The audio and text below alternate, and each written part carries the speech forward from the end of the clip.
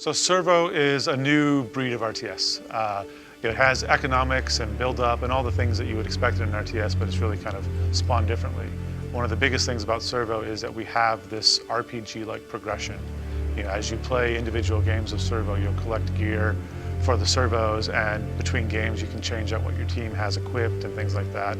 This idea of taking an RTS game and figuring out how this finely crafted, finely tuned thing that has to be balanced or the hardcore guys won't enjoy it, how we marry that with this really deep progression and something that people are just, oh, I gotta play one more game, I gotta get one more part. It's something we've been after for a long time, and Servo I think is actually a pretty good mix. Prior to Bonus XP, we had a lot of experience with our group making old school strategy games, the Age of Empires series, Age of Mythology. So one of the things that we wanted to do with Bonus XP when we started it was really build a team-focused culture. We have a small group of people, we're committed to doing original games that haven't been done before with a lot of team input. We do daily play tests and take feedback from the team, and everybody's involved in shaping the games and making it something that they love. Servo is set in the far future when mankind has made a mess of Earth and fled to the stars. Eventually they find their way back to Earth and try to solve the problem that they created there. The way you progress in Servo is by winning battles in any of our various modes. You earn new parts to invest in your servos, to add on to them new weapons and new body parts and new abilities to make them better fit your strategy. Like any strategy game, Servo has a lot of points of contention and things that you fight over. Fighting's good.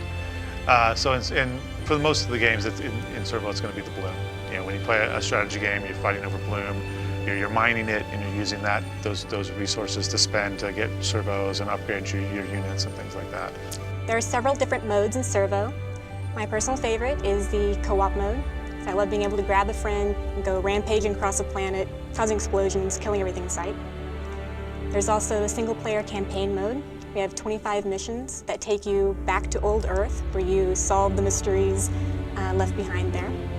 There's also a PvP mode, where you can play against other players, take on their base, to earn some really cool parts.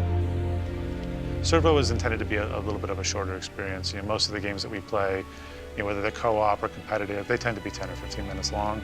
And that feels actually pretty great. You play a 10 or 15 minute game, you get a new part, you decide if you want to keep it. If you want to keep it, you go put it on one of your servos, and you have at it again. My favorite feature in Servo is the customization. I love the reward of winning a match, getting some really cool new parts, going back and seeing how I can fit them onto all of my servos. The hardest part is deciding whether I want the awesome frag grenade launcher or if I want the rocket launcher. I guess I really should decide which one fits my strategy best, but usually I pick whichever one makes the prettiest explosion.